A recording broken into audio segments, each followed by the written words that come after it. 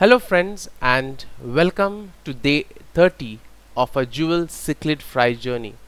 Can you believe it's been a month since these tiny wrigglers came into the world?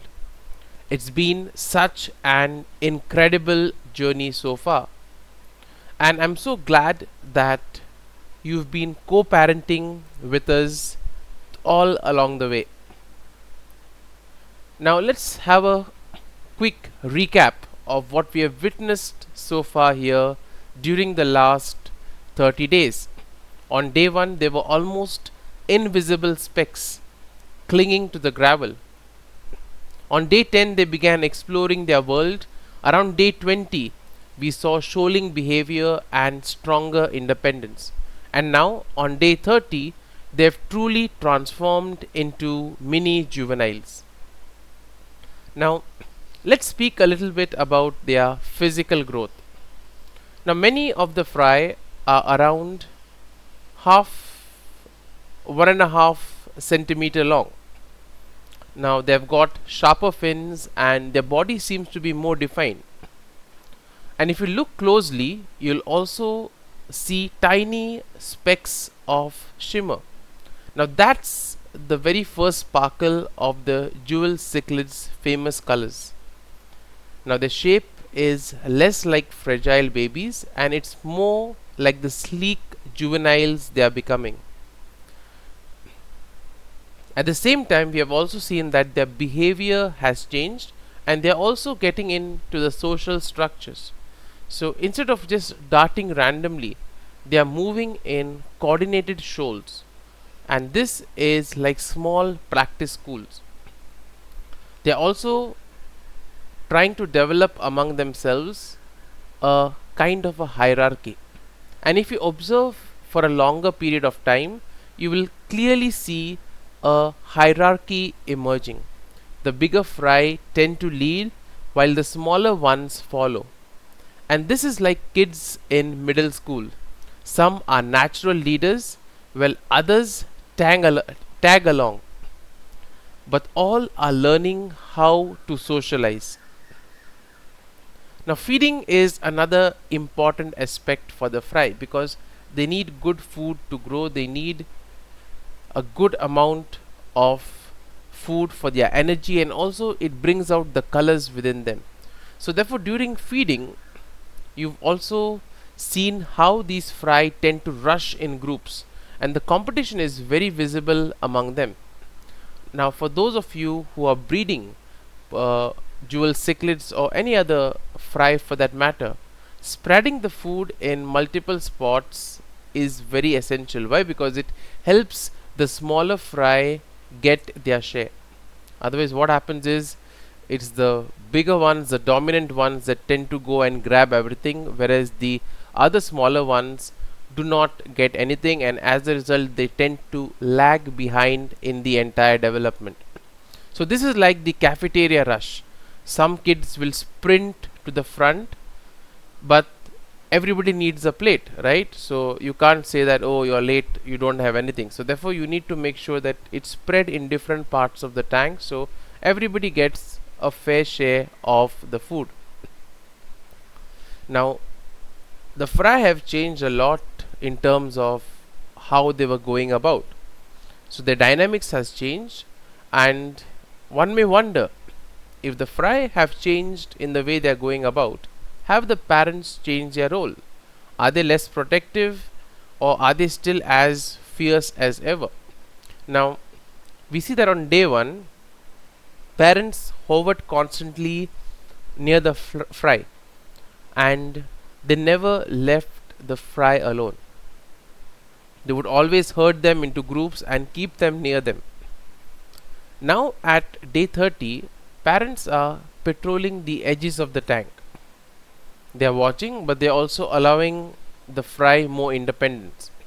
So if you notice carefully, you will see that they are there swimming around the tank, there to react if there is any danger for the fry.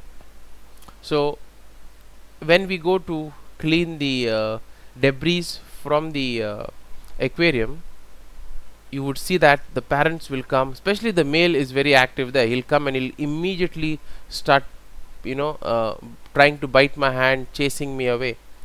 Now that behavior comes in when they perceive a threat. So we see that these parents are really protective, and that is why you see that the survival rate in the wild of jewel cichlids is quite high. It's because of this incredible parenting behavior. So yes, the parents are still protective, but they are not, you know, overly protective, in the sense they are allowing independence and only intervening when there is a need. So it's like the parents at a soccer match. They are still present there, they are still protective, but they are cheering from the sidelines. So instead of holding the hands of the kids and running with them, they are like allowing the kids to play, but they are there to step in case there's an emergency, in case there is some danger. So what are the milestones that these fry have achieved? So the first milestone that they achieved was from, you know, uh, hatching from the eggs. That was the first milestone itself. The second was entering into the wriggler stage. The third one was from the wriggler stage they became free swimming fry, and slowly we have seen that their bodies have got more refined. They've also got that shimmer of the jewel cichlids, and some of them also have a nice line along their body. So all these have actually happened, all these changes have happened during the last 30 days, which is an incredible transformation. And therefore we see that now the parents are slowly stepping back and giving the fry a lot more independence. Now this first month was very important because the fry had to kind of face all the odds. I mean, in the aquarium there are less dangers, but in the wild they have to face all the odds during this early stage, and they have in a way, you know, faced all the odds. They have braved it out, they have roughed it out, and they have become mini-juveniles, and that itself is another achievement here on day 30. Now we also see that for them play is equivalent to a survival training. Watch how they dart, chase, and, you know, mock fight. So what looks like a play is actually training for survival, and these games help them practice escaping from predators. It also helps them to compete for food and defend their territory. It's just like lion cubs mock, hunt, or puppies wrestle. So this play in a way prepares them for real challenges.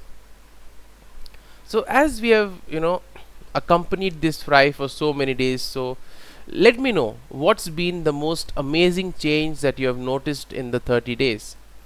And if you have had jewel cichlid fry at home, do you notice that your fry have shown some shimmer at this early stage, or has it come a lot later? And do let me know which stage has been your favorite. Is it the hatching stage? Is it when they began free swimming? Was it when they were explorers, when they were curious, or is it now when they are mini juveniles? So share your observations in the comments. I would love to hear from you. So that wraps up the update for day 30, a 1 month milestone. From tiny wrigglers to bold juveniles, it's been a journey of growth, learning, and wonder. So tomorrow we'll begin a new chapter, watching how these mini juveniles continue to develop their colors and independence. So don't forget to like, subscribe, and share so that you don't miss a single step of their journey. So till then, happy fish keeping.